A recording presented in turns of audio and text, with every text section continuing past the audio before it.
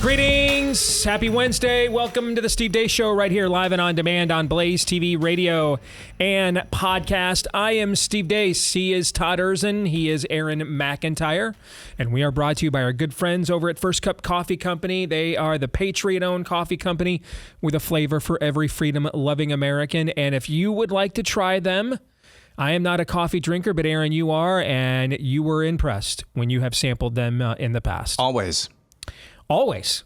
Yep. There you go. That you don't get an always from Aaron very often, at least not a positive one. So you just got one.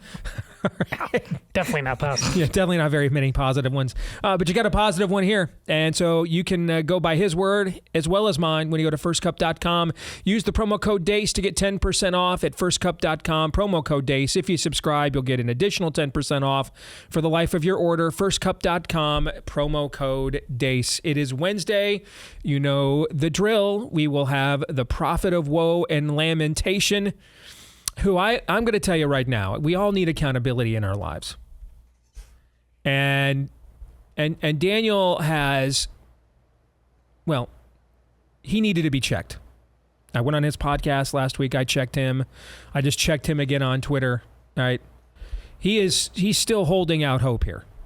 That the people are not the problem. And they are. So him and I will continue that conversation coming up in the final segment of the show. Also, I don't know what happened. I didn't pay attention. I'm completely out. You know, I told you guys last week I'm broken. I've tapped out.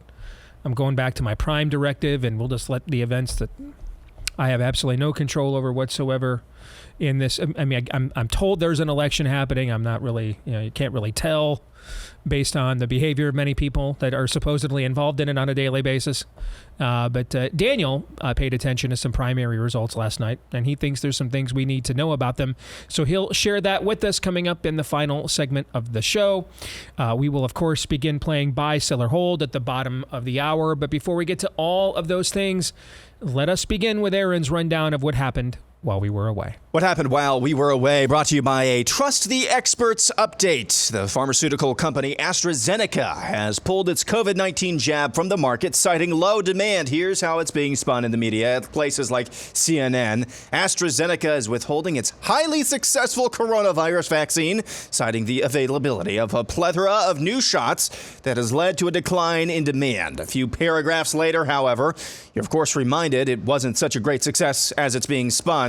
Quote, in April 2021, information on the vaccine was updated by medicine regulators in the EU and the United Kingdom to include a mention of a dangerous blood clotting condition as possible, though a rare side effect. UK regulators said at the time that healthy adults under the age of 30 should be offered other vaccines, as for them, the risks of the AstraZeneca jab were greater than the risks of severe illness from COVID-19. Those risks didn't stop public health officials and public officials from running cover for the now defunct COVID jab. Public officials like former Australia Victoria Premier Dan Andrews. 2.6 million doses of AstraZeneca have been administered in our state over the last few months. This is a choice that literally millions of Victorians are making. It is a safe vaccine. It is an effective vaccine. It is the vaccine that is available now. And that means, for the vast majority of people, it is the best vaccine right now. Yeah, that was in September of 2021, nearly 6 months after the UK and EU's warnings about AstraZeneca. Dan Andrews wasn't alone. Canada's Prime Minister Justin Trudeau also ran cover for it. Experts and scientists have spent an awful lot of time making sure that every vaccine approved in Canada is both safe and effective. Therefore, the best vaccine for you to take is the very first one that is offered to you. More recently, some clips have been circulating of a months-old podcast of former New York Governor Andrew Cuomo inviting a guest by the name of Leana Wen, former Planned Parenthood CEO turned public health oracle, where the latter attempts to cover her and the medical establishment's butts. And I actually think this is one where the public health and scientific community has a lot to blame. Because at some point, they began, essentially people got the message that if you care about public health at all, all, or your fellow citizens, you have to be masking. You have to believe in masks and vaccines. And if you are not doing these things or are even questioning whether we should have mandates, then you are somehow anti-science or anti-public health. There were topics that we now know are actually, they're not controversial, but they're more debatable, as in we should have a robust scientific conversation around them. For example, natural immunity, which actually is a thing. But for a long time, it was taboo to bring it up for fear that you might be called an anti-vaxxer. And so I think that public trust has been eroded, yes, by people who are perpetuating misinformation and disinformation. But I think that the people in the scientific community who did not do a very good job of separating fact from opinion also helped to erode that trust. People in the scientific community like whom, Dr. Wen? The vaccine is the ticket back to pre-pandemic life, and the window to do that is really narrowing. We need to start looking at the choice to remain unvaccinated the same as we look at driving while intoxicated, that you have the option to not get vaccinated if you want, but then you can't go out in public. Moving on, federal judge Aileen Cannon has indefinitely postponed the classified documents trial of Donald Trump, citing a bevy of pre-trial business and proceedings which has yet to be ironed out. Trump, at least on that case, can probably breathe a sigh of relief for now.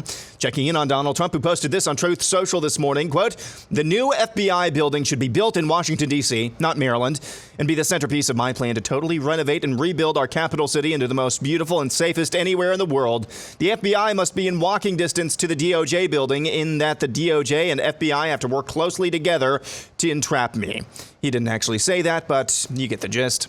Sorry, Steve, we've got another Kristi Noem clip. Here she is on Fox Business with Stuart Varney yesterday. I still think that you are in line to be Trump's vice president. No, it's up to Donald Trump. He's the only person who will decide this. He's the only person who will decide. And I do speak to him. May I ask what he said to you about being vice president? No, I never tell anybody my personal conversations with Did the dog story President come up Trump. in your conversation with Trump? I talk to President Trump all the time. About the dog? About a lot of things. And right now, I tell you what, he is being persecuted in a political witch hunt in this court case. So I'm proud of him about how tough he is and how well he is doing. Did you bring up the dog? Yes, enough, Stuart.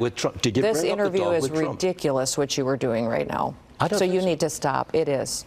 Okay. It is. Let's talk about some real topics that Americans care about. I'm afraid we're out of time. Oh, well, of course we are. We do thank you for being with us. I know I pressed hard, but that's what people are talking about. Word on the street is Kristi Noem proceeded to attempt to bite Stuart Varney during the commercial break, and the South Dakota governor's whereabouts are currently unknown.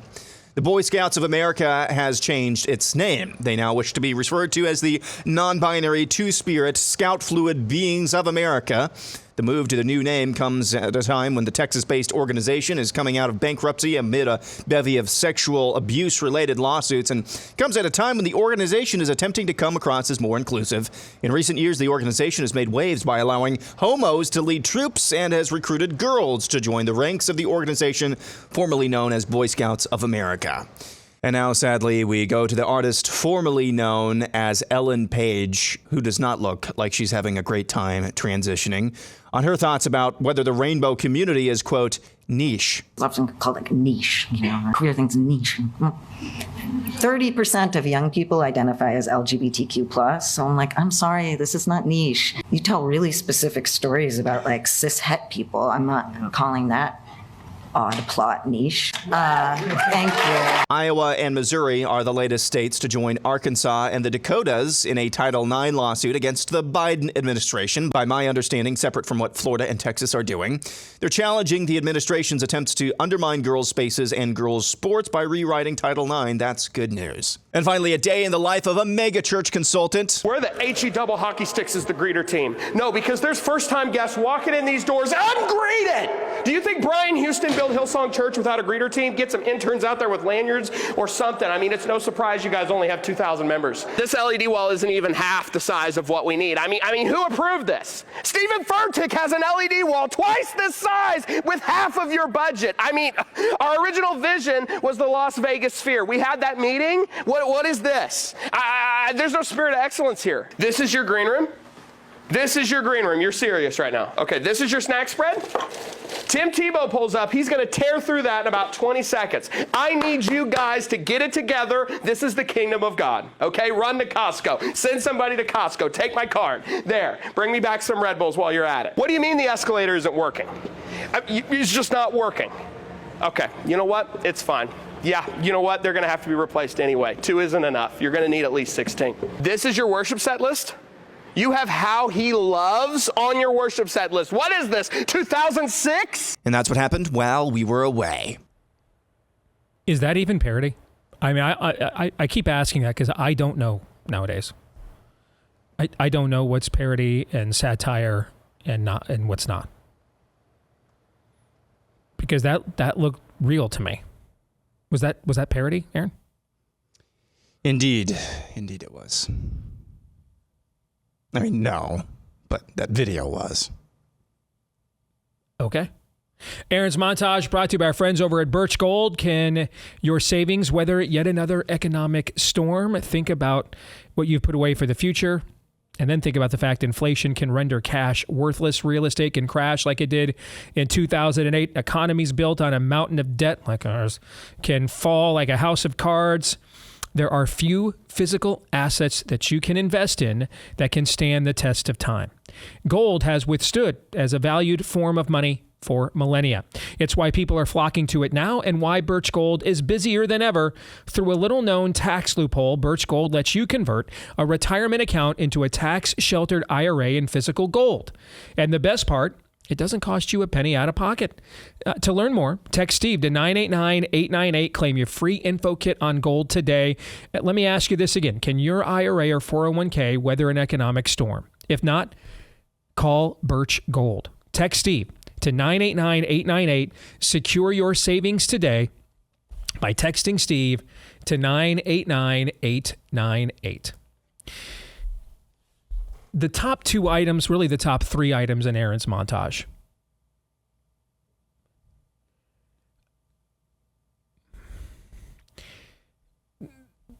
I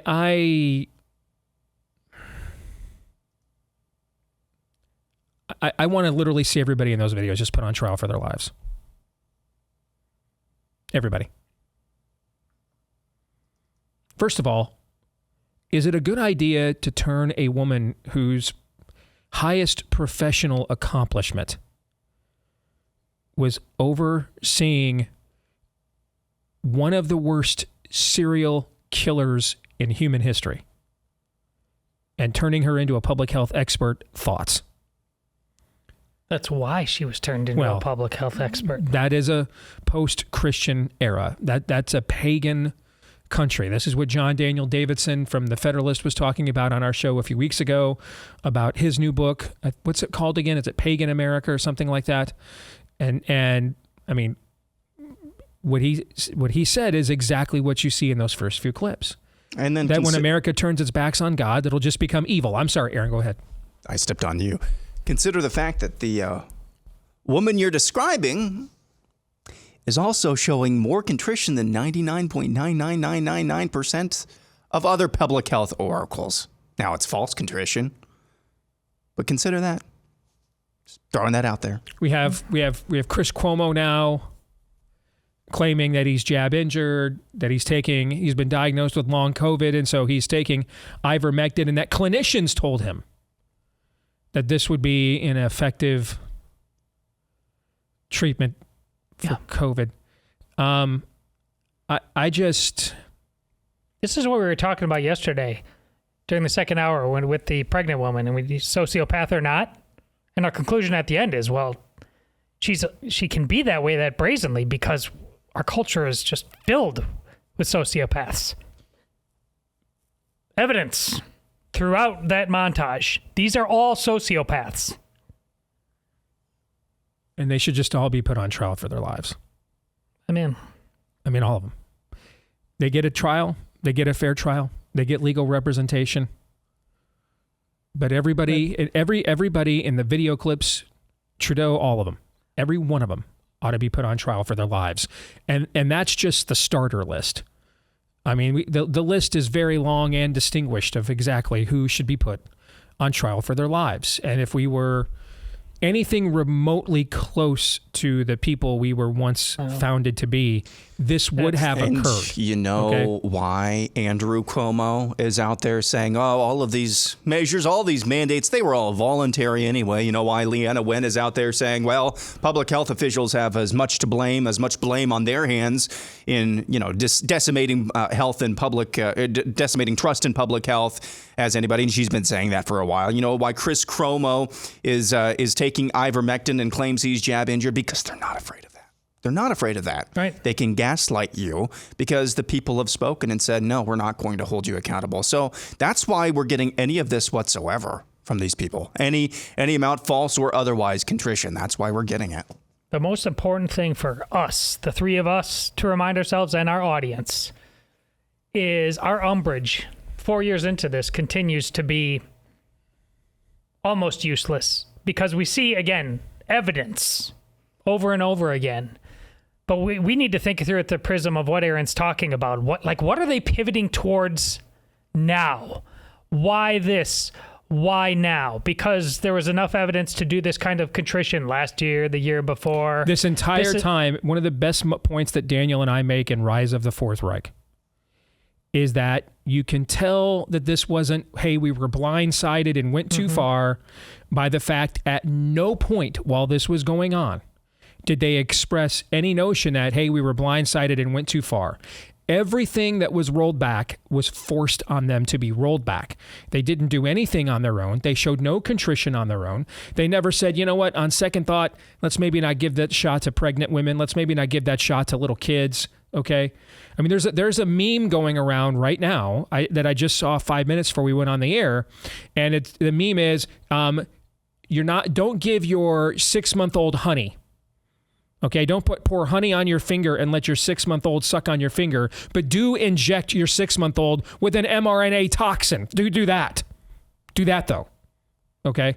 I mean, they never once, obvious data, they never once, not one time, anywhere, voluntarily rolled this stuff back. They never did. It had to be forced on them every step of the way. And that's how you know that this wasn't accidental. It wasn't a noble lie. It wasn't some overzealous plan against a novel virus of unknown origin. No, it was a plan being executed. That's how you know that. But then as now, no one, if you go out into public right now at the sideline at the ball game or wherever you go, no one's going to know about this. They're going to know about what happened at the Met Gala or some other dumbassery, but they're not going to know about this. They might have thoughts on a new FBI building. I'm sorry, Todd, finish. Go ahead. You finish your point. People don't want... We're not citizens anymore. You can actually poison people. They don't care. They don't want to know. We're only maybe a generation, maybe two away from something like this happening, and we'd have to have the tribunals to avoid vigilante justice. Like we'd have to have the tribunals to avoid posses, mobs. Well, I mean, the system would have to have tribunals to avoid this kind of, reaction from people. Funny you say that pessimistically. I look optimistically, and how about tomorrow? But now we're at a point where everyone has been rewarded for this. Everyone has been.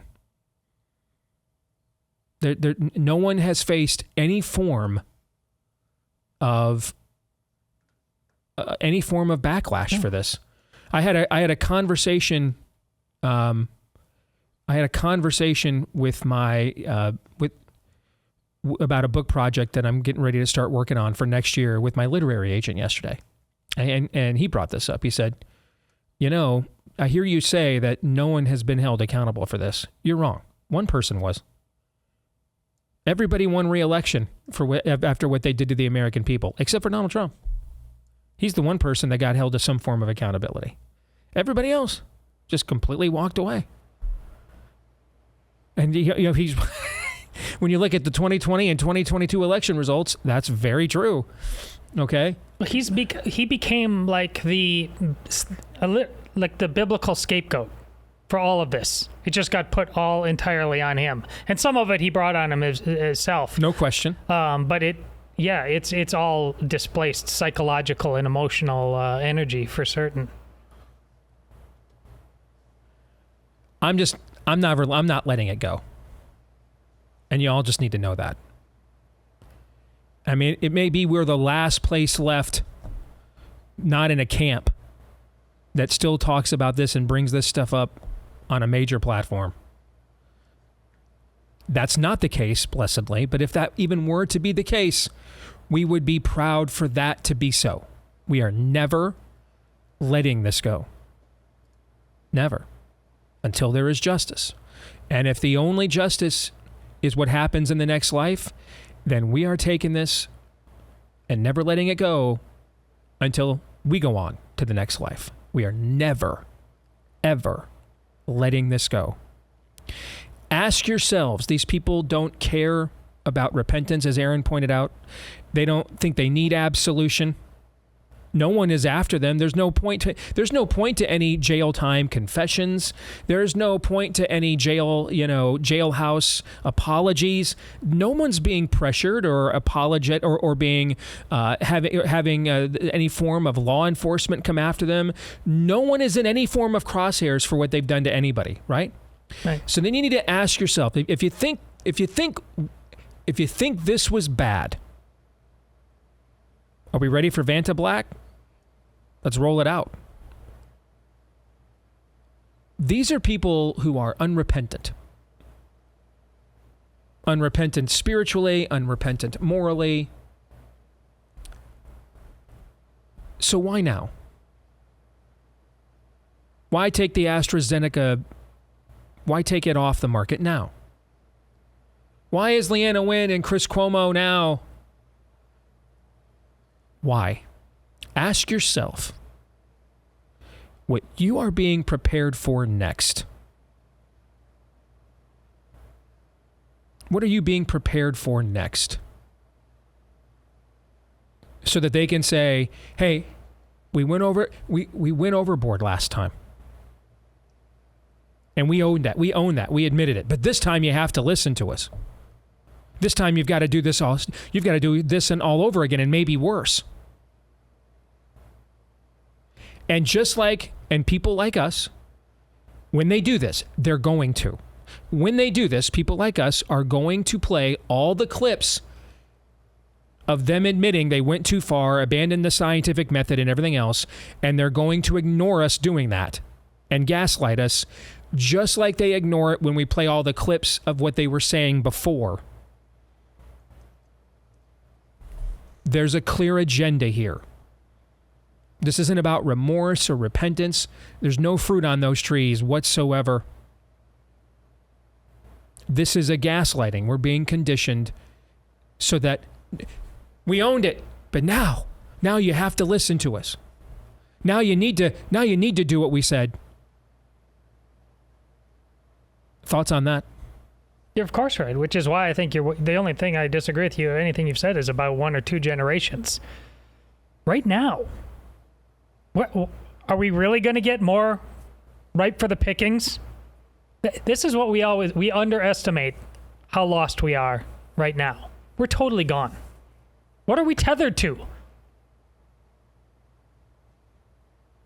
We don't have a generation or 2. No, I meant we were a generation or 2 away from, if there weren't tribunals, posses would have formed. That's what I meant. I know. I was looking in the rear, not looking ahead. Yeah, I thought you were looking ahead. Yeah, I was talking about. I was talking about in the rear. The optimism. Yeah, no, a generation or 2 ago, I should say. A generation or 2 ago, there would have had to have been tribunals to avoid street justice, to avoid mobs, to avoid anarchy. They would have had to do it to actually keep the rest of the population in line. They would have had to. That's my point. That's why I know we're gone. No one cares. You can do anything to people as long as they have their bread in circuses, and we all know it. I think that's very apparent. It's very apparent that, one of the clips of the COVID era that haunts me the most actually wasn't specifically about the COVID era. It was an interview that Warren Buffett gave. Do you guys remember this interview? With his top business partner, who I think passed away last year. Yeah. And And they both said that they wish we had a system more like China. Yeah, I do. Okay? Yep. They'd be more efficient, fewer people making decisions, okay? And the reason why, here's why that clip haunts me. What the Chi-Coms figured out after Tiananmen Square, they figured out we won't face any more Tiananmen Squares. We won't face any potential backlash from the West. In fact, by the end of the decade, and the decade of the 90s began with Tiananmen Square, or it started right at, actually it was 89, so it started right after Tiananmen Square. We head into the 90s, Tiananmen Square, within a decade, the Brits are handing Hong Kong back over to the Chi-Coms. That would have been unthinkable while Tiananmen Square was happening. What changed? You said it. The Chi-Coms cracked the code of human nature. They figured out if they give us just enough modernity, just enough bread and circus, just enough comfort, just enough technology, so that we're not in the 7th century all the time. We're not old major working the animal farm until we're just put out to pasture and of no use to anybody. They figured out that if it's not just the pigs living in the house, but all the animals are allowed in, then all the animals will say nothing when the pigs take all the best things for themselves in the house. They'll take the best rooms, they'll take the penthouse suite, they'll take the master bed, they'll take the, they'll take the hot tub. You see what I'm saying? But if you've got, a man cave, if you've got a TV, you're good. They figured that out. They figured out that if they gave the people enough, so they had the accoutrements or the trappings or the furnishings of freedom, they'd never actually fight and push back for the real thing. They figured that out. That people will rebel against slavery. They won't rebel against indentured servitude. They figured that out. And that's how they've cracked the code. And it seems, and I go back to that Warren Buffett clip, and it seems as if the Western elites have figured this out too. It seems they've figured it out as well. That if you can call it, as Todd does, bread and circus, you can use the descriptions I used just a minute ago. We're really talking about all the same things. That if there is a perception, and I love your analogy of cipher, if there is a perception of comfort, people we'll go even further. We won't just become ciphers. We'll actually turn on the neos. We'll turn on the neos. For sure. Okay? Well, we'll say, how dare you call us to something more? How dare you call us to something better? Like people who had become accustomed to slavery in a place called Egypt. They get delivered and they get let out. They're on their way to a land of milk and honey. And literally the next day they begin bitching and moaning and griping. We were better off being slaves. At least, but here's the thing when you read that account in the scriptures. What do they say indicates they'd be better off as slaves? Do you guys remember what it is they said? At least we had meat to eat. At least we had some form, which, meat was not taken for granted in ancient times. So, at least we had something that, filled our bellies and made us feel like, we were worth something. At least we had something. At least we had something. At least we have a church right now that's equipped to handle all this, Steve, and deal with it, right? Yeah, we do. We don't have that. No, we have the parody at the end of that montage with the megachurch consultant that I'm just telling you is not a parody, guys. It's not. I wish it were. It's not. More in a moment.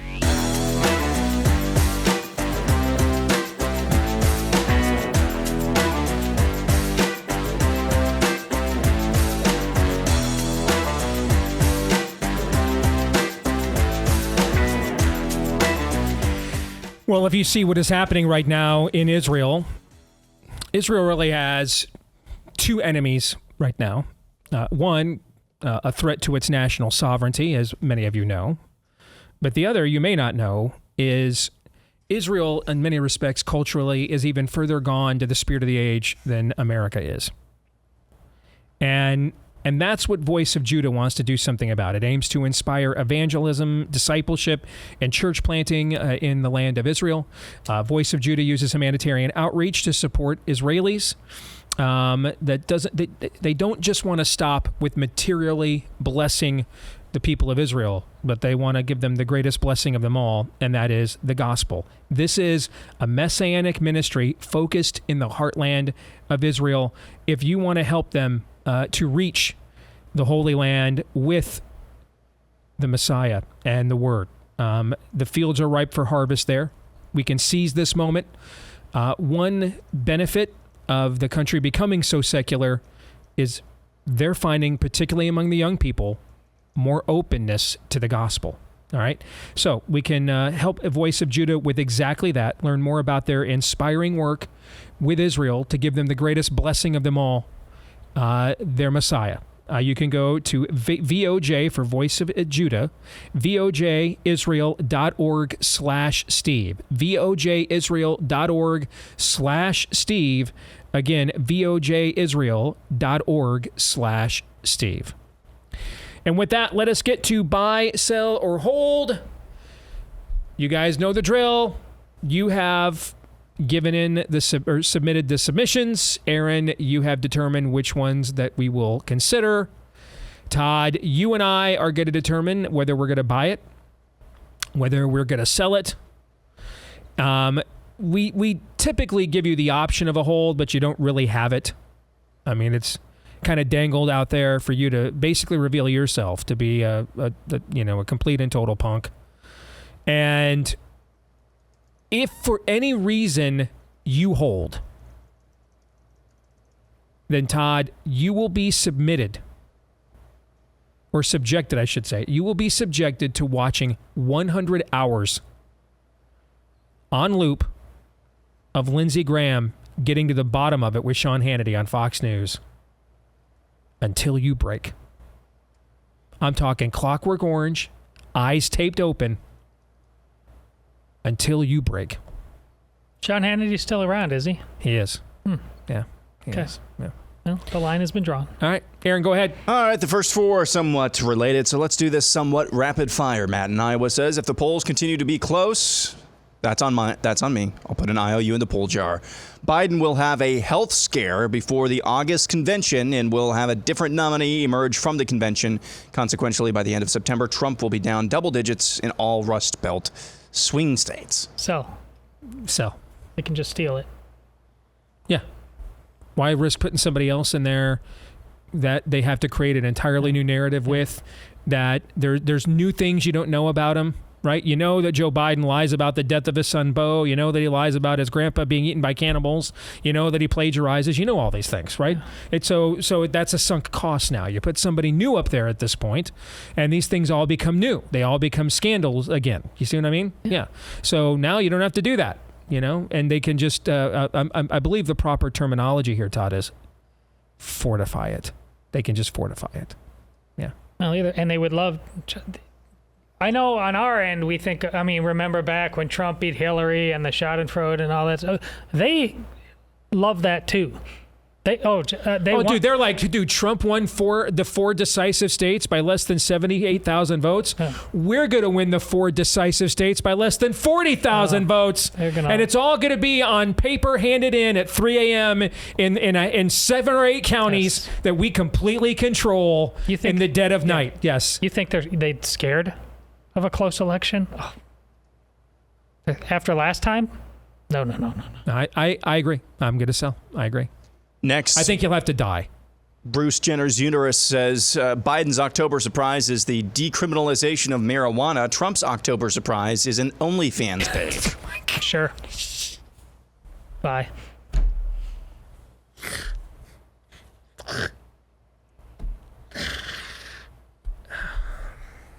Featuring Kristi Noem. Daniel sent me a story last night. It was Butt Daddy doing an interview where she says that Ivanka saying that she could possibly be talked back into having another role in Daddy's White House if he were to win. And I responded back to Daniel, do you come on? What is happening here to our friendship? What is happening to you? Okay? When did you become the New Testament guy and I am the Old Testament guy? All right? What is happening? These are famous people. The idea that they're all just gonna they're gonna get access to the largest spotlight on planet Earth, and they're gonna say, "I'm good." No, this was like. Are you surprised to hear this news? No. By Labor Day, Jared Kushner will give an interview. Well, if it looks like, I'd be happy to serve if indeed, Pops decides that, we could make sweet music again together, I'd be happy to serve. I mean, I'm no Jared Kushner guy. At least he helped negotiate the Abrahamic Accords. Ivanka does nothing other than her daddy to the left on virtually every issue.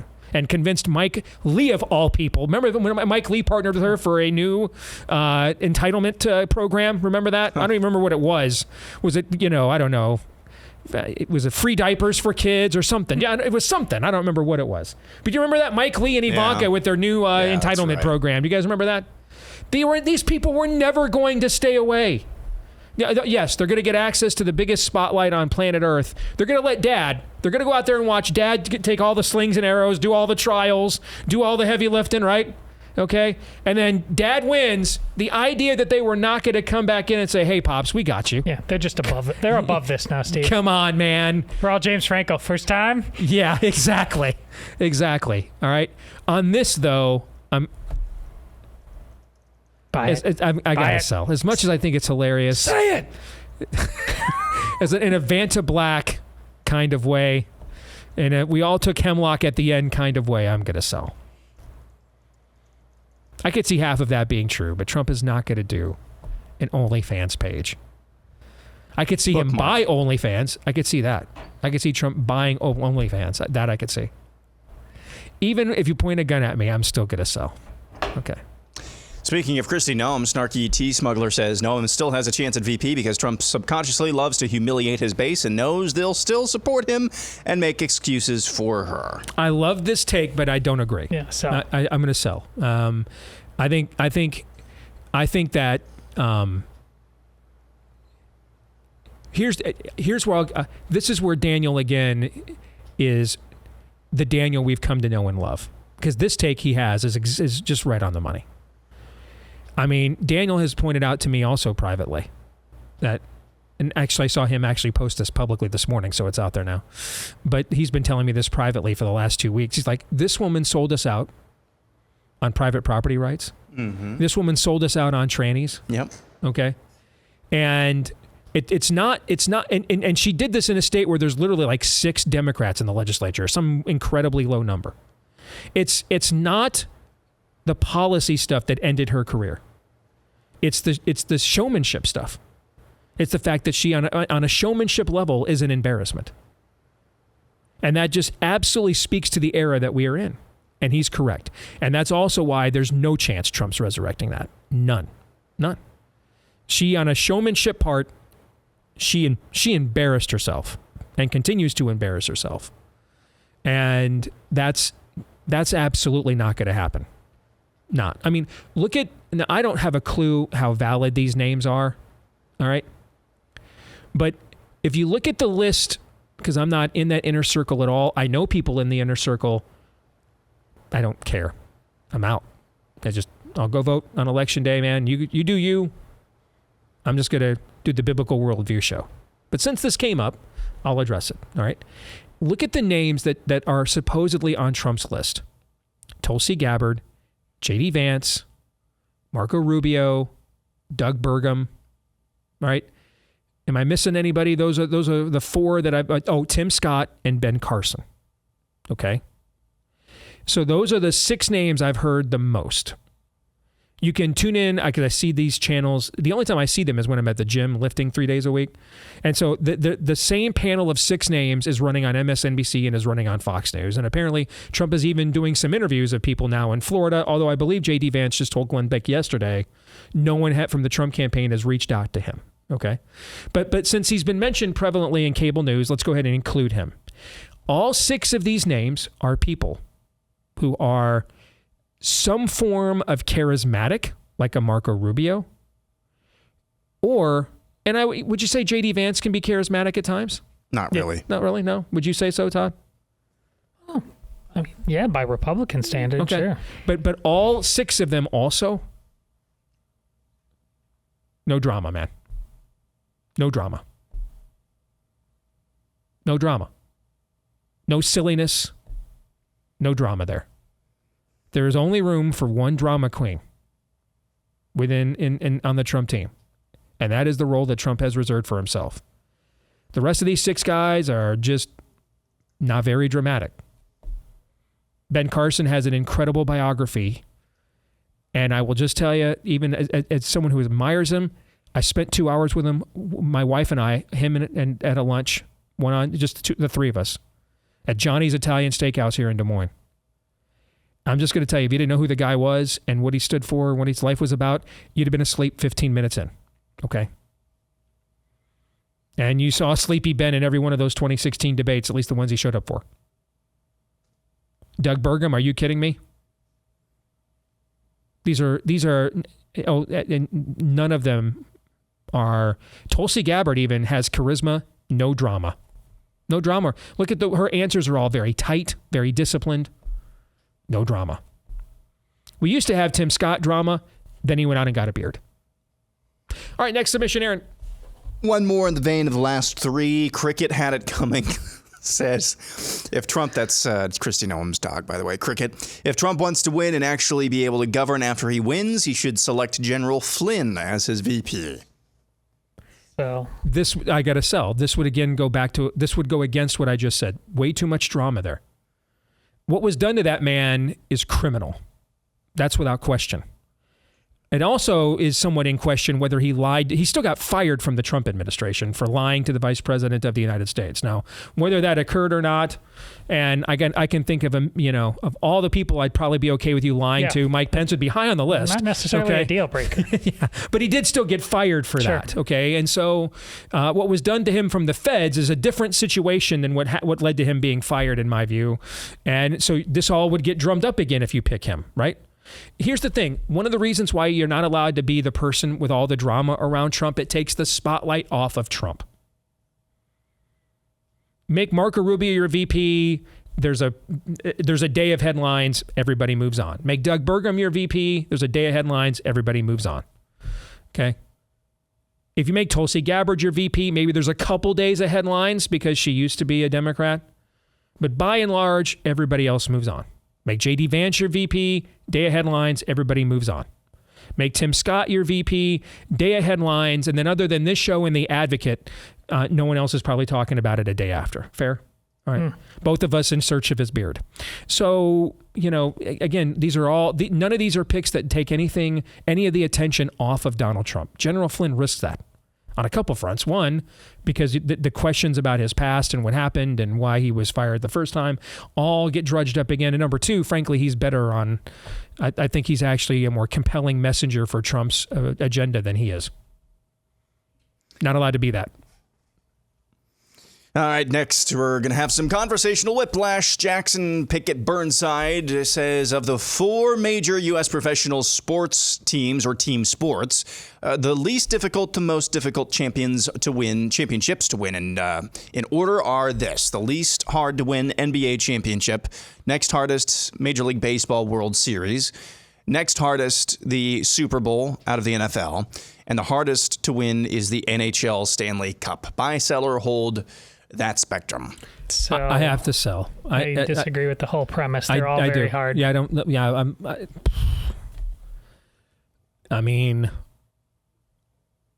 yeah. I don't know that I would think any of them are easy. And I might actually strangely be okay with the NHL being number 1. just because of the randomness of the puck and what it does on the ice. But I also think if I'm going to base it on that, then Major League Baseball should be higher because there's a ton of randomness there too. I mean, we just had a World Series last year with 2 fringe playoff teams, and the Rangers and the Diamondbacks. That was the World Series. So these weren't 100-win teams. How many times in baseball do we see how many times? It happens often. The team that had the best regular season record does not win the World Series. Happens a lot. I mean, it's very random as a sport. If you've got a couple of hot pitchers in the month of October, and even if you're only scoring 2-3 runs a game, hello, Kansas City Royals, 15, you can win a World Series doing that, right? Mm-hmm. So, yeah, then you have the physical toll of the NFL. Then you have the game toll of the NBA. So, there's a tournament to get in some spots. Then you have 7 games every single round. The randomness of the officiating in any particular game. Then the idea that you may have to beat in any particular round an all-time great player, a LeBron James, a Michael Jordan, a Magic Johnson, a Larry Bird, a Tim Duncan. I mean, I don't think any of them are easy. I'm with you. So. If you're thinking about this too deeply, though, you should ask yourself, am I watching too much sports? Do you think his feet are set? Who can tell? Next up, we go to Troy Vandermolen. The natural next step is a reformed, charismatic spin-off denomination. I love this. Bye. It's very natural, yeah. But yeah, I would absolutely buy that. This has been the tale as old as time. Whatever grievances I can agree with the Protestant Reformation for having a bone to pick, I mean, this started happening immediately. When I see someone reciting the tulip in tongues, then I'll think we have a chance. All right. Then we're back. We're back. Yes, we're back. Yes, I love that take. That's great. Next up, we go to Caravan DLM. Top 10 fight walkout songs for different politicians. Number 10, Simple Man by Lynyrd Skynyrd. That's John Fetterman's walkout song. Nice. Money for Nothing by Dire Straits for Volodymyr That's Zelensky. Perfect. And we will continue this list after the break. Is it better? Is the list better than that? Because Money for Nothing and Your Chicks for Free by Zelensky, man, is cash money, homie. Cash money. We'll come back. More Buy, Sell, or Hold is next.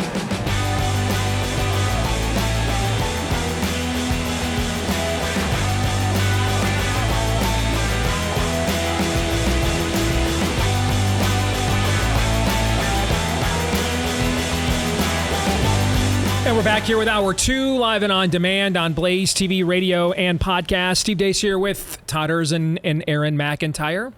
And you can let us know what you think about what we think via the stevedeace.com inbox. Steve@stevedeace.com is the email address. That's DEACE. Like us on Facebook, Me, We, and Gab. You can follow me at Steve Deace Show on Twitter, Getter, Instagram, and TikTok.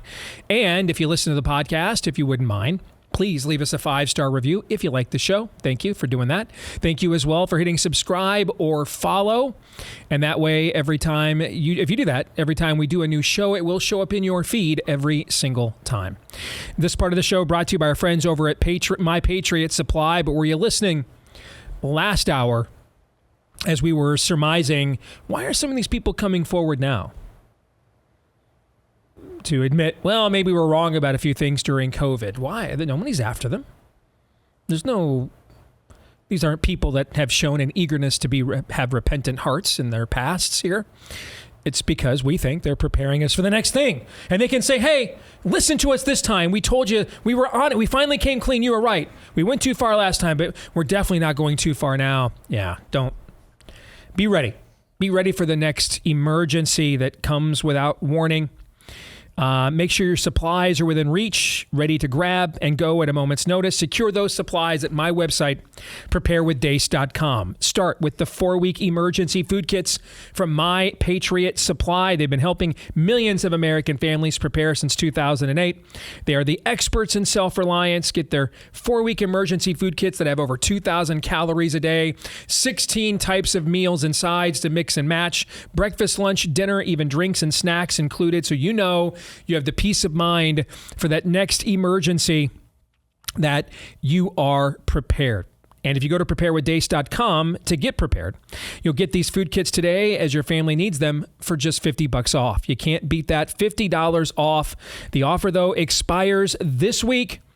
Don't get caught unprepared. They also ship fast and free in unmarked boxes. Save $50 per kit at preparewithdace.com. $50 off per kit at preparewithdace.com. All right, let's continue on with buy, sell, or hold. So we left off halfway through, or not even halfway through, this list from Caravan DLM, top 10 fight walkout songs for different politicians. We had number 10, Simple Man, Leonard Skinner. That's John Fetterman's walkout song. Yeah. Number 9, Money for Nothing by Dire Straits. That's Volodymyr Zelensky's walkout song. That's a great call. Number 8, Breaking the Law, Judas Priest. That is Bob Menendez's. That's good. Bye. The beleaguered Bob Menendez's walkout song. Number 7 is Riding Dirty for Greg Abbott. That's a little mean. Yeah, I'm going to have to sell on that. That's way over the top. Todd, your thoughts? Yeah, I mean, I don't know. What respect exactly? That I don't. I'll buy. Number 6, Street Fightin' Man by the Rolling Stones. That's Mark Mullen. Who is that? I don't even know who that is. Yeah. Don't know. Number 5, another brink in the wall, or another brick in the wall, part 2 by Ryan Walters. I gotta say, you can do a lot better than that. Looking at the list, we should have stopped at 9. No, you're actually just objectively wrong about that. The top 4 are very good. Number 4, let's find out. Land of Confusion for Joe Biden. All right, that's good. Number 3, Seek and Destroy by Ron DeSantis. That's Metallica. Okay. Number 2, Who Let the Dogs Out for Kristi Noem. That's her walkout song. Okay. All right. That's. And number 1, It's Raining Men. That's Lindsey Graham's walkout song. Mea culpa. You're right. Particularly the top 2. You threw a haymaker at the beginning. It was a little weird towards the middle. It'd have been better off as a top 5 list. Yeah. Like most double albums should just be single albums. This top 10 list was good. It would have been next level as a top 5 list. But the top 2 are well done. Yes. Next up, we go to Marshawn Lynch Libertarian, who says, buy, sell, or hold should be mandatory 2 segments instead of listening to Steve bloviate for an hour on the first 3 words of Ezekiel 28:9. I'm going to sell because that's just not the only scripture I will bloviate on for an hour. So, I mean, you've underestimated me. I'm going to sell. Doesn't even have to be scripture, really. I mean, no. I mean, I'm a professional bloviator. It's literally what I do. Yes. Next, we go to Holy Smoke, top 5 most exciting types of sports moments. We had something similar last week. Maybe we're going to put a finer point on it this week. Holy Smoke has the top 5 most exciting types of sports moments. Todd, are you ready? Set your feet. They better be set. Number 5, most exciting moments in sports. A 4th and goal to go on the goal line. I got to tell you, sitting there at the Rose Bowl in January, 4th and goal to go. Well, it was the 3-yard line, so close enough. With the national championship on the line in overtime, man, I will never forget it. I mean, getting to share that with my wife and my son, too, that was just an incredible experience. I'll buy. Yeah. I'll wait till the end of the list. So you're holding. Number 4, playoff hockey overtime goal. Absolutely. I mean, there's nothing like Game 7 of a Stanley Cup final in overtime. Any bounce, any random, particularly those games in the playoffs or in May, June, you're in your 4th period. There's condensation on the ice. Even the Zamboni is no match. So the ice is rougher, chippier. The puck is more random. Yeah, that's a great call. I'll buy. Number 3, a baseball walk-off home run. If it's in late May, early June, who cares? If it's April 29th, no. If it's September 29th, yes. So I guess I wouldn't put it higher than the previous 2, though. Number 2, a basketball buzzer beater. Again, is it an NBA game on October 24th, or is it, the decisive game of the Western Conference Finals? I think those 2 are conditional. Meaning circumstantial, I should say. And number 1, a boxing or mixed martial arts knockout. Not my thing. I mean, that doesn't mean I'm against it. I just don't have time for another sport. I've got too many other things going on, so I don't follow either one. So I'm selling overall. This is just a superfluous list. I mean, we know this stuff is exciting. I think I'm going to sell overall too, because there's no way that any walk-off home run is more exciting than a Stanley Cup final in overtime. It's just not. I think we beat the exciting sports moments horse. So anybody wanting to put out a list in the future, I'm probably going to ignore it. Matt's collection, top 10 anything. Just anything. Number 10, lightsaber duels. Hate all of you so much. Just with a deep... Thanks for listening, by the way. Abiding... I'm a buy. I am a buy. Yes. Number 9, Indiana Jones shooting the swordsman in Raiders of the Lost Ark. One of my all-time favorite movie scenes.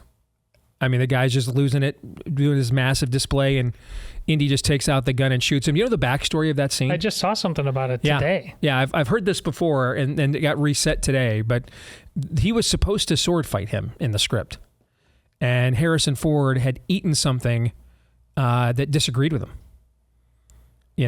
And I think, maybe needed a potty break. And so he's like, why don't I just pull out a gun here and just shoot him and let's just move on, And Spielberg was like, that is a great idea. So that's what they did. Yeah, they changed it right there on the set. Number 8, driving a Jeep off-road with the top off on a nice day.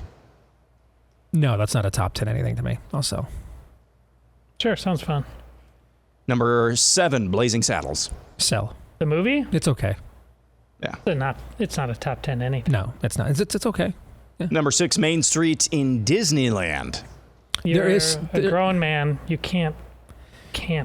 There is something about doing that with your girls, walking when they're little and the looks on their faces. There is something about that. So if we're doing it in that context, particularly if we're talking pre-2021, I'll buy. Yeah. There's something about doing that with your kids for the first time. For sure. I have very deep concerns that this has nothing to do with a dad walking his children down. That may be true, but I'm going to apply it to that context. Yes. Number 5, Carolina barbecue. Buy. Yes. Vinegar barbecue is the best barbecue. Thank you, Todd. All right, I'll defer to you guys. Yes. Okay. Number 4, Mom's chocolate chip cookies. Again, you can't. No. My mom was a great cook. That's not one of her specialties, though. So I'm going to sell. Number 3, bacon. That's a top 10 on every list. Sure. Agreed. Bye. Yep. I cured and smoked my own bacon while I was off. It was very good. Well done, good and faithful servant. Number 2, the Giants winning Super Bowl 42. Todd, your thoughts again? No legitimate top 10 for a male over the age of 25 should have this in there. Top 10. You need to get back on your mic. Sorry. Number 1, the opening theme of Star Wars. Maybe you should stay off mic for this, actually. See, I was on mic. I was just dead inside, Aaron. I'll buy. I mean, I don't think it's number 1, but... Our jokes... There are a few things as a kid... Our comforts are killing us. There are a few things as a kid... It's not as a kid anymore.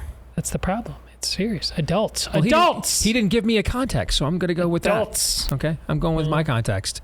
He didn't give me a specific context. I mean, there's few things as a kid sitting in those theaters for the first time. And that music and that 20th Century Fox fanfare comes on. And then I can remember little Stevie, man, Christmas 1978 at the River Hills Theater. Kill the past, Steve. And the little girl comes on at the beginning of Richard Donner's Superman, and she's reading Superman 1 Action Comics, and it's in black and white with the Daily Planet, globe, and it becomes color, and the doom doom. And the John Williams score kicks in, and the logo blazes across the screen. I can remember that like it was yesterday. And I was 8 years old, and I can remember that like it was yesterday. Let the past or 5 years Steve. old, I should say. Let the past die, Steve. No, you're so desperate now. You're now quoting a movie you hate affirmatively. Desperate? I thought you were we got to go back guy. See, I'm totally sold on we got to go back. I'm with you on that. We got to go back. I don't let the past die. I want to go back. Not to being 8. I'm Eddie Money. I want to go back. Not to being 8. Well, I was actually 5, but anyway. All right, go ahead. Fossil fools is next. The term girl dad is a sign of the ultra-feminization of America. No man would ever call himself a boy dad. This is because of me again. I used the term in the announcement post for Abigail. Oh, is it? I'm a girl dad. So this isn't random? No. I'm going to sell. There's nothing wrong whatsoever. Of course, a father would not use that with a boy. They're different. The boy should be raised. I was just going to say that should be raised differently. The relationship should be different because they're not the same. So I will sell. Yeah, I'll sell. I mean, I'm only a girl dad, and it means specific things. It would be different if I had 4 sons. And frankly, about the least feminized thing you can do nowadays is to actually pronounce and admit that someone is a real girl. So I'm going to sell just on those grounds. That may be the most important point right there. Yep. Anyone else smells sulfur says before Election Day, Todd will have swapped out his daily shot of apple cider vinegar for water imported from Camp Lejeune. Dude, that's going down before Memorial Day. If you're not as icy as it may seem to you listening through your speaker or watching on the other side of your screen in the studio here, it's frosty. Okay, I mean it's Todd's demeanor is the stare is even more blank when you're here in person right now. Yeah. True. Next, Joe says, there are no Soros-esque donors on the right because there's no return on investment. The left gets results, so Soros-esque donors on the left, they see that as a good investment. So he means not in terms Sugar of daddy. money, Yeah. but agenda, because there are Soros-level donors on the right. They're just all to the left of you. And they give all kinds of money to move everybody to the left. So are we really talking about someone who's a hardened ideologue that would use that money to push the party further, actually, in a more radicalized area? Is that what he means then? I think because so. there are Soros donors on the right in terms of capacity. There are not Soros donors on the right in terms of agenda. That's what's missing. And that's a big difference.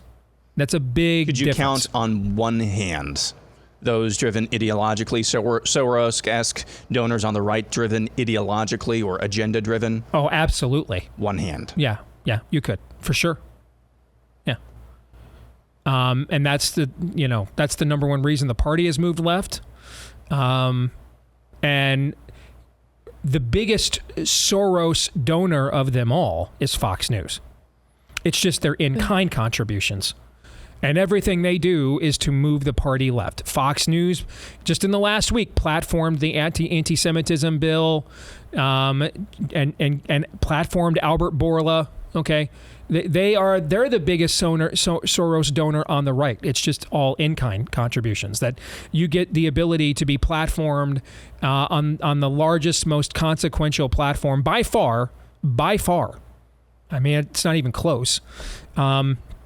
In exchange for being a figment of our Overton window. That's not any different than a major donor given, John Boehner, Paul Ryan, Mike Johnson, $50 million in a super PAC, to do the same thing. It's the same thing. It's just one's an in-kind contribution. That's all. There's another aspect of this that's absolutely going to make a lot of people's heads explode, but it's true. If you have true conservatism, which we almost don't anymore, but there is such a thing as too much money in true conservatism. The whole thing, a lot of people are, there's just too much money. For consumption is not a conservative virtue. Real, true conservatism says, I think that's about enough. Yep. Yeah, consumption's not for the sake of consumption, production for the sake of production. That's materialism. Economics used to be moral philosophy. Again, I know. Perfect. Aaron giggles. The guy with the 2 youngest children in the room is laughing at this. Yes. Translation of the Greek, economia, the household. Now we just think, hey, make as much. There's no such thing as too much. The excuse, there's just too much money. Got to do it. Got to do whatever the money. People say it all the time, and they really believe it, and that's their church, but that's not conservative. Before we move on with buy, sell, or hold, if you have decided I've got to move for whatever reason, make sure you do not walk into the Let's Go Brandon real estate market without an agent that you can trust to guide you through that process. And they're not everywhere, but one place where they are is at realestateagentsitrust.com. The name basically says it all. And a lot of times these agents that we'll hook you up with are from right here in the Blaze audience. So you guys have that in common from a value system standpoint. They're going to be the top sellers in your area or the area that you want to move to. They know all the ins and outs and best practices to get you to where you want to go. Ultimately, whether that's across town or across the country, we've got the agent for you where the name says it all. Realestateagentsitrust.com is where you want to go. That's realestateagentsitrust.com. All right, next we will move on to this from Sheepdog. Top 5 songs about Kristi Noem by Creedence Clearwater Revival. Number 5, Unfortunate Dog. Nice. Number 4, Have You Ever Seen the DMZ? Oh, God. Number 3, Who Will Stop These Interviews? No, that's good. Number 2, Proud Corey. Oh, no. And no, number that's 1, wrong. That's VP wrong. Never Comes. That's best list of the day. That is the best list so far today. That's a good list. Bye. Good job, Sheepdog. Drew Sifa says, Steve recusing himself on buy, sell, or hold, that would have been 2 Wednesdays ago, was a really fancy way of saying hold. He must now teach Lindsey Graham how to set his feet. It's not buy, sell, or recuse. There are no other options other than buy, sell, or hold, and he held. I don't remember what this was about. What in the world about. happened here, guys? I don't remember what this was about, do you? I have no recollection. I don't have any recollection either, so I'm going to have to sell. Weird. Yeah, I have no recollection. Jamie Coventry says, Works for others. I'll bet Aaron $25 that none of my submissions make air. You owe me $25 now. Indeed. Pizza night at the McIntyre household. Indeed, yes. Snake Flag says the Fox News alert ding, or that's really a dong, it's a bell. The Fox News alert is the single most overused sound effect in all of television history and likely will be in perpetuity throughout the universe. That's got to be an automatic buy. Because you can just hear this afternoon, who hosts the afternoon show? It used to be Shep somebody, but you can just hear, dong. We now know at this hour that Bruce Jenner has found his uterus. Yes, exactly. I'm hard sell on this. You're applying the wrong thinking on this. You got George Costanza. It's not a lie if you believe it. How can this be overused if it works so well on the intended audience? There you go. All the stuff Steve talks about Fox News, it's because it works. You know, if 65-year-old guy runs in to get a sandwich and he hears the dong, he's running right back. What are they going to say? What do I need to know about the Orange Man? Yes, that's exactly right. Wow. What a great take. It's psychology. I'm buying what he's Pavlov's I'm buying dog. what he's saying, which means I'm selling on this take. Pavlov's dog. Yep, that's right on the money. And by the way, Vanta Black, pour one out. 5,000 G. Pour out some Camp Lejeune water right there. I ain't scared. Next up, Mount Rushmore of British rock singers. This is from Viral Architect, who better come correct here. Robert Plant, Freddie Mercury, David Bowie, and Elton John. Oh, that's pretty hard to argue strong. with that. I mean, Yeah. there's no Mick Jagger, there's no Roger Daltrey. Okay. But it's hard to argue with that list. Sure. I mean, there's nobody you would immediately say, you're nuts for putting them on there, so I'll buy. Yeah. Yep. Next, we go to James Haining. Last Wednesday, Steve said we need better fatherly role models. What he was really saying is that we need a dadala or a dadala. Instead of a mamala, we need a dadala. No, he wasn't really saying that because I would have shot him if he did. Yes, and I would have actually shot myself. I would have just taken off my earpiece, walked right over, and gone Hitler bunker on myself for saying that. Right around the same time he did that to himself, as a matter of fact, right? Late April, early May. But no. But I will tell you, would it shock you if we had that kind of a clip? No. Of two males. So they're just penis-possessing humans. Don't speak it into existence. That are on some talk show, and that is actually said. We need you to be Dadala. Would that stun you? No. Here's the thing. Would it stun you if the next show Kamala Harris is on, someone says to her, we also need you to be Dadala? No. Says it to her too. No. Would it shock you? Would it shock you if former California Governor Willie Brown, or no, Mayor of San Francisco Willie Brown, right? He was never governor. Yeah, something like that. Okay. Yeah. Would it shock you if Willie Brown said to Kamala Harris, "Who's your dadala"? Would that shock you? No. Nah. Okay. Let's see. We will go to this from Salty. Buy, sell, or hold. Aaron will finally start to back Donald Trump. Salty adds, I can even answer it. Sell, because he's a shill for the establishment and is getting paid to not support him. Steve, are you supposed to be paying me? I am paying you. Through the establishment? Yes. Yeah, through the very well-known establishment connections that I have. Yes. You know, like Mike Johnson and Elaine Chao. Man, I feel like I'm getting ripped off. I could be all getting the paid. people that Trump's aligned himself with. They're all paying me. Yes. I promise you, Salty, you have spent more time thinking about whether or not the producer of a program that you probably don't even watch or listen to is supporting Donald Trump. This segment brought to you by the shiny new FBI building Donald Trump wants to make and construct. Our show may have the dumbest anonymous trolls in existence. I don't know. I mean, They're in the game. They're in the discussion. Okay. They're ballers. Yeah. Evan is next. Pro-lifers need to fight to have real-life abortions shown in schools. I'm going to buy that. I'll buy. Why not? I'm not going to argue against it. I mean, I wouldn't show it to like a 5-year-old, but someone who's in high school, sure. I've got no problem. Hey, just want to make sure we all know what we're signing up here for. Why not? But and it's how you go about doing this. One of these college campuses recently, By the way, this has got to make the weekend update at Media Matters, this part. This has got to be, and Abigail or Myrtle, whatever her name is, has got to be including it. Is it Ethel? I forget. Go ahead. It's Thelma this week. It's Thelma. Go ahead. But Tom. one of the college campuses, somebody just paid the money, drove up with one of those screens or trucks, and just rolled tape of October 7th to the and they couldn't do anything about it. They just had to. That's what, do it that way. That's where you just look at it and you're like, go off, King. Yeah. When you see someone do something like that, you're just like, go off, King, right? Yeah, that's perfect. By the way, I saw this from, where is it? I got to find it. Just a second. Oh, yeah, here it is. Megan Basham at the Daily Wire retweeted this from somebody today.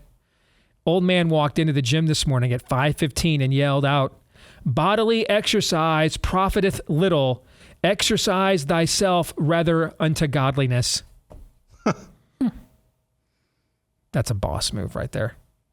I could see Todd just randomly walking in to Anytime Fitnesses all throughout the 515 area code and just screaming that out loud at random times. Can you imagine what that guy would have said about that top 10 list that had chocolate chip cookies and Star Wars themes on it?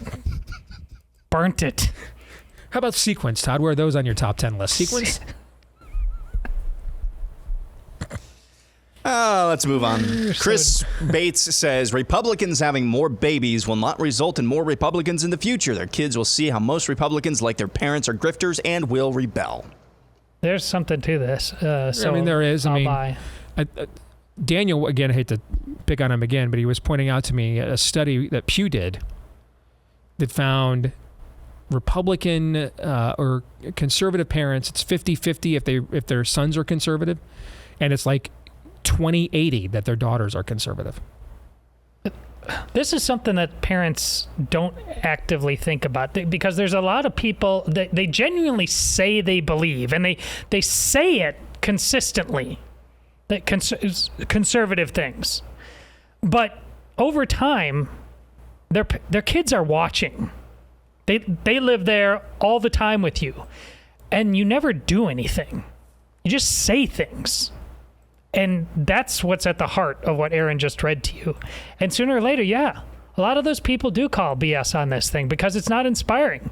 They see the real flesh and blood life. It's sedentary, it's unconvicted, it's soft, it's shallow. Saying it, there needs to be more than words. Jethro, one Hawk fan, says if Trump goes to jail, he will win the election regardless of if he's convicted or not. I don't think that has any. He just goes to a jail. So if he just randomly stops at one. I mean, how would he go to jail? He wasn't convicted. How does that the occur? legal system work? I don't know. Well, apparently. neither does the legal system. In defense of the questioner, but I don't think people care if Donald Trump kills somebody on Fifth Avenue, and I don't think they care if they kill Donald Trump on Fifth Avenue. I don't. I think people's opinions and everything on where he is concerned are made up. There is no galvanizing. This is I care more about I let him mask my kids and inject my infant with an mRNA, but by golly, Donald Trump going to prison is the no, nobody cares. We've already cashed in on all of that. All those votes are already cashed in. The votes that we're talking about are the normies. They're the ones that are going to decide this thing, and they're not going to get awakened by some dastardly unfair act, which it is, being done to a guy that they don't like. That's not going to do it. That's not going to work. So you have to figure out other ways to get those people to vote for you, but that won't be it. He's not a rallyable figure. He is not. Right. He's a rallyable figure to the people who go to the rallies. But on a broader level, he is not a rallyable figure. He doesn't present himself as one, doesn't try to. These aren't judgments, they're observations. He's not a rallyable figure outside of those who go to the rallies. And to those folks, they're as rallied as you're going to get. But the question is what would rally other people? And other people want elections to be about them, not candidates. The best Trump can hope for on that front is people to get rallied away and just stay home from Biden, but no one's going to rally per your point, to Donald Trump. Right. I absolutely think that is possible. I mean, did you guys see the I filled my pants pose he had the other day? I mean, that's literally the pose that old people and toddlers make when they're filling a diaper. Okay. So do I think that it's possible to reverse rally people by showing enough of that? And they're like, regardless of whatever the hell I think about the douchebag from Mar-a-Lago, at least he's, competent. I do think that's absolutely possible. I'd go with that. Trying to turn him in. Hey, because a lot of people are like, wait a minute. The dude paid hush money to a porn star and I'm supposed to care. They're just not, they don't care. So I try to reverse rally them on the stuff that you're talking about. Maybe get some of those normies to stay home.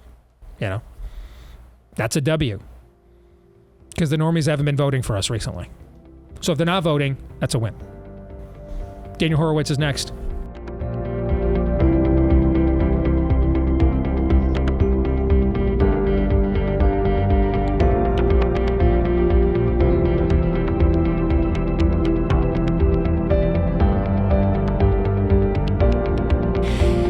Well, yesterday we were honored to have with us for the first time on the show, noted historian, best-selling author Victor Davis Hanson was with us. And if you want more from him, you can also find him over at Imprimis from our friends at Hillsdale College. No cost or obligation. If you want to subscribe for free today, join over 6 million Americans that do so on a regular basis and find out about the challenges happening comprehensively to American excellence, our constitutional republic. It is the free digest of liberty that goes out to more than 6 million homes and businesses across the country. Smart constitutional commentary from the likes of Victor Davis Hanson, Christopher Rufo, and more. If you want to get that free, no obligation subscription, sign up today at daceforhillsdale.com. F-O-R. Daceforhillsdale.com is where to go. Again, that is daceforhillsdale.com. Joined now by the prophet of woe and lamentation, our friend and colleague, Daniel Horowitz. Good to see you, brother. How you been? Hey, I'm doing all right, Steve. Maybe you ought to get that Hillsdale ad on Fox and Newsmax. Yeah, I don't think Hillsdale could get through the Fox and Newsmax Overton window. Does it require more than 3 brain synapses? And is it something that Jesse Shallow Waters can digest? If the answer to those questions is yes, then no, you are verboten. And so that's why you got to come to our audience instead. Let's start with really quick, because I want to get into last night's primary results and what you saw, because I'm not even paying attention. So, and I think the audience should get at least some news from someone still caring. I'm not. But I want to start with your take on Kristi Noem. I alluded to this earlier on the show, but I don't think I did it justice. You made an interesting observation about what has caused her downfall as opposed to what should have. and what that kind of says about the current environment on the right. The floor is yours.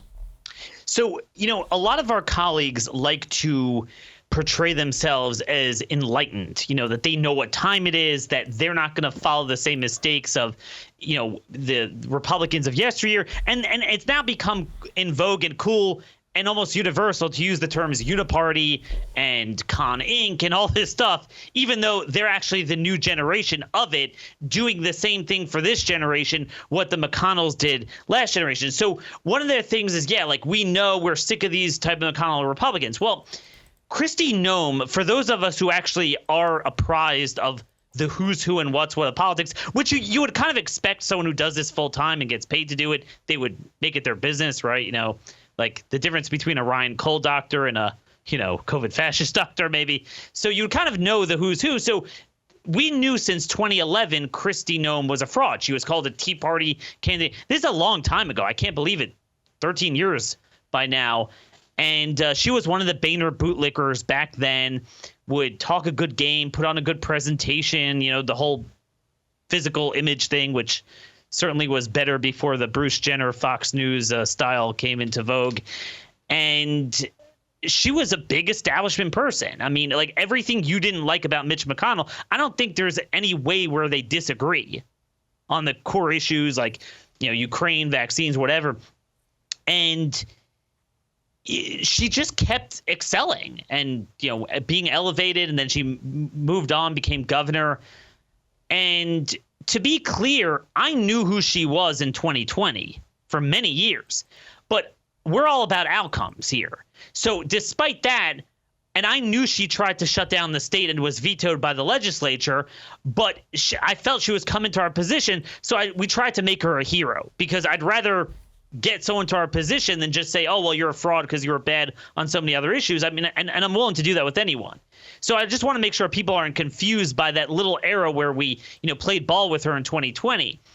But she has screwed us on every policy. So the South Dakota legislature, if you've noticed, you don't hear much from them. Certain states are passing a lot of bills. You don't hear much. The only thing they do is, give away our land rights to green energy pipelines. So I found it interesting that despite all of this, until a month ago, she was a member in good standing of MAGA. I mean, making the circuits and all the media like, yeah, we need to kick out these illegals, all the while ensuring that there's not a single piece of legislation in the legislature to actually do anything about it in South Dakota. And then she invites in refugees to the meatpacking plants and agribusinesses.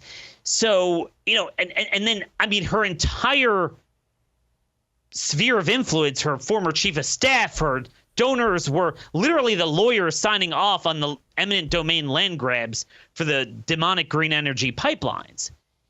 But nothing deterred people. I mean, I supported her challenger, who was a former Speaker of the House. He got crushed like 3-1 in the primary, as always. And she's very popular. But we're all about style over substance. So we love the style. Steve, what is she faltering on now? Style. Yeah. So the style has gone down the drain. Yeah, what's wrong? She sucks. But I mean, and look, I'll take wins where they come. So now we don't have to worry about her subversiveness being, VP or some sort of leadership position in the party. But there's a lot of other people like that who aren't as tone deaf and won't make stylistic mistakes, but still anally rape us on substance. I'm sorry to use that, but that's just what's going on. And indeed, that's what's going on in every primary. And, so it's all good. Well, let's look at primary night last night in Indiana. I paid absolutely no attention to it. I'm completely out. I just don't care. I've moved on with my life. You're hanging on. All right. And I respect that out of you. Dig that. Okay, so you're tuned into what happened in Indiana last night. Indiana is so red. Bill Clinton couldn't win it against Bob Dole. Barack Obama couldn't win it against John McCain. Actually, no, he did win it against John McCain. He did win it in 2008. That's the only time I think a Republican has lost Indiana since like Reconstruction or something. So it's one of the reddest states in the union. What'd you see in their primaries last night? Any takeaways for November as well? The same thing we're seeing in every state, and that will continue unless we change what we're doing, that basically status quo rules. I have never seen a political environment like this, where in the abstract, we are all about unanimously, the Republicans suck, the Uniparty, look at everything going on. And then when the ball is in play, not like a month later, 6 months later, the typical political amnesia. I'm talking about the ball is in play while you're talking about it. I mean, there's a man open down the field. So if it's a certain grievance about the border, we have a budget fight. We have a must-pass reauthorization. We have like a legislative fight taking place right during then. And it's like they're raping us with Trump support right in front of our eyes. And it just, the two don't connect. So there's like a problem, but then the legislative stuff doesn't connect. So it's the same thing with the primers. Yeah, these Republicans suck. The Uniparty, I'm sick of the Mike Johnson. So then Mike Johnson goes along. His leadership fund endorses every piece of garbage. You have the Freedom Caucus guys, try to endorse their guys. And what you're seeing every case, and was reaffirmed last night in Indiana, is that basically this. Basically, not a single one of their incumbents goes down. In almost all the new open seats, you might think, okay, it's hard to knock off an incumbent, but any retirement will pick up the seat. No, they get even worse people in newly right now. It's not like the old holdovers before we were enlightened and based and know what time it is. But right now they initially, so it's like having Mitt Romney get elected initially right now. And Mitt Romney wins like almost every primary now. That's why I just stopped paying wins attention. every primary, and it's not even close. Like, no, I'm talking about like overwhelming margins, and then the incumbent good guys or relatively good guys, they tend to hold on, but not by as much of a margin as the bad guys hold on to their incumbents. So to go down real quickly, state legislature, the Senate pro temp is a bootlicker for the governor, who is such a liberal that for the first time in history, the Indiana Teachers Union didn't field a Democrat candidate because they said we had one. They literally said that. So Holcomb, they endorsed Holcomb. So the president pro temp, I forgot his name, Mitt Romney, runs his agenda. Indiana is one of the three worst GOP supermajority states. They had two conservatives in the entire chamber, but 2 years ago they redistricted them out, so there's like zero. Not a single Republican state senator lost. Two did lose in the House, but I mean, state House districts are tiny. We usually do at least knock off a few, so that's pretty dismal. 3 out of 19 I think we got. And then in Congress, so you had District 3, which was Jim Banks vacated to run for Senate. He'll become the next senator. So he's regarded as a MAGA hero. Now, I have my own views on him, but, so it has a precedent of having a right-winger there. So you would think we'd walk in there. We got Marlon Stutzman, who is he was an original Freedom Caucus guy. But, I mean, the guy freaking represented the district. And he's the conservative and had the Club for Growth and the Freedom Fund and all these people supporting him. And he won by like 1 point against the Rhino. So, okay, but at least we got that. District 4, Jim Baird, an 80-year-old Rhino that votes with leadership, 0-0. This guy, Charles Bookwalter, I supported him. He lost by 35 points. Trump endorsed, of course, Baird, I guess maybe because they're the same age, running for election. District 5, you actually had Victoria Spartz, who's kind of decent, not Freedom Caucus, but she voted against McCarthy, maybe a little bit adjacent. Bob Good endorsed her. She just about held on. She was almost knocked off, but held on. Incidentally, it's interesting. Trump endorsed the adjacent district Rhino as an incumbent, but we're told, he just endorses incumbents, but didn't endorse Victoria Spartz. Kind of interesting. Seems like it's a one-way street. By the way, District 4 is an R+18 district, so we got the Johnson's guy back in there for another 2 years, unless he croaks in between. District 6 is Greg Pence. So we had Mike Pence's brother occupying like a bathroom stall in the R+19 district, and I bet that's going well. Guy. Yeah, I mean, the most liberal guy there, this Jefferson Shrevey, who ran such a horrible campaign that even with crime-ridden Indianapolis, he couldn't win mayorship over the Dem then, but he did run on gun control, but not when he's running in a Republican primary. Back then he did. So, in other words, pro-gun control Republicans are to the left of leadership. This guy is going to be what's called a Tuesday group guy. That's like the Rhino Freedom Caucus. So he won a new seat. outspent his competitors 4-1. And then in District 8, another bad Republican retired Larry Bouchon open seat, R plus 15. And we have this Messmer guy who is the front runner again, supported by all of the Rhino organizations. So yeah, we're gonna do it again. Next week is West Virginia. We'll have Jim Justice, who believes that Joe Biden is not pro-vaccine and pro-Ukraine enough, so he's going to get a free Senate seat. Yeah, that's great in a state where a Democrat hasn't even won a precinct in a presidential election in about 20 years, so that's cool. Yeah. Yeah. And Steve, the thing is, I'm watching very closely, and I don't know if you got a chance. I sent you, because West Virginia is coming up, there's a House race against a Rhino Carol Miller, this guy Derek Evans, who spent time in prison as a J6 defendant. So you would think Trump would kind of endorse him. I mean, I guess we should be happy he's just staying out of it. So that's something. But you would think that's the type of guy you would endorse. Carol Miller, the incumbent, is the biggest Rhino of all time. I mean, there's nothing there. For some reason, West Virginia, we don't just have fiscal liberal Republicans. They're socially liberal, too, which is odd. Like Shelley Moore Capito is pro-abortion, and now all of her relatives and, her son's gonna is running for governor. But anyway, you watch these ads, and I mean, they run on our positions, and they run that our guys are Democrats. I mean, this is what they do. And this has been my thesis. I don't know why I'm the only one in the country talking about this. If you wanted one thing, if you had to change one thing, that would be a force multiplier. In lieu of a new party, but would essentially be a new party, is you change populist Democratic primaries to representative conventions, and you will beat them. You'll go from a 0% success rate to like a 70-80% success rate. We have proof of concept everywhere it's tried, but most places it's not binding, so you could still have a primary, which they do. I don't know why we don't have a movement doing that. I just don't know, but until and unless we do, everything's a waste of time. I've got 30 seconds. Anything in here for November that you saw, any trend line whatsoever that you think matters in the general? Look, I mean, we've been seeing every single primary, Nikki Haley is getting too many Republican votes. And there's all these excuses, but we're seeing it both in Indiana is open, but we saw it in Pennsylvania where it's closed. It was still fresh, February, March. This late in the game, okay, for Nikki Haley to be getting 22%, but then in the suburbs of Indianapolis, and these are not the suburbs of, Houston, Dallas.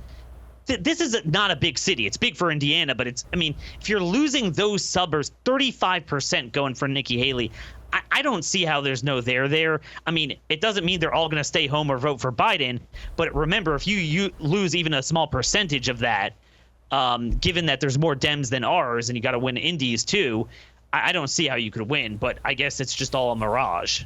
Thank you, Daniel. Appreciate it. Happy to deliver. You always do, and we appreciate that. Brought to you by our friends at Patriot Mobile. For a decade, they've been on the cutting edge of helping to establish America's much-needed parallel economy. Thankfully, one place where it is much available is with a product we have to much use these days. That's our mobile phones. You can make the switch today to America's only American mobile phone service provider, and in doing so, you no longer have to pay directly to people who hate you. And then secondly, you also get outstanding service from Patriot Mobile with their incredible US-based customer service team. You can't beat it. If you make the switch today, they'll customize the options for you as best they can. If you want to keep your phone, you can. If you want to upgrade your phone, you can. You want to keep your number, you can. You want to switch your number, you can. Make the switch today when you go to patriotmobile.com/Steve. If you're a veteran or first responder, let them know when you go to make the switch. They have extra ways to say thank you for your service. Everybody can get a free activation with the offer code Steve. Offer code Steve for a free activation at patriotmobile.com/Steve. Again, head over to patriotmobile.com/Steve. All right, gentlemen, final thoughts on today's show. We've got about a minute left. So Nikki Haley in May is at least performing just as well against Donald Trump as Ron DeSantis in January, or as she did in Iowa, or as she did in January in New Hampshire, for example. But yeah, wow, what a party! Just learning no lessons, just keeps racking up excellence. Amazing. Aaron? Were Todd's feet set there? I think they were pretty well set. People are the problem. The same thing, I mean, Daniel hit on this a little bit, but somebody came back at me the other day saying, I don't care about Nikki Haley's, not Nikki Haley, Freudian slip, I don't care about Kristi Noem's dog. I think the real reason she should be buried is because of this, and this. And I'm like, I completely agree. But the people and the people's media decided that wasn't good enough. And so now we're getting Nikki Haley, I'm sorry, I did it again, Kristi Noem's dog. The people are the problem. We'll stick around and do overtime for the people who aren't the problem, the subscribers at Blaze TV. For the rest of you, see you tomorrow. Until then, Romans 8:28.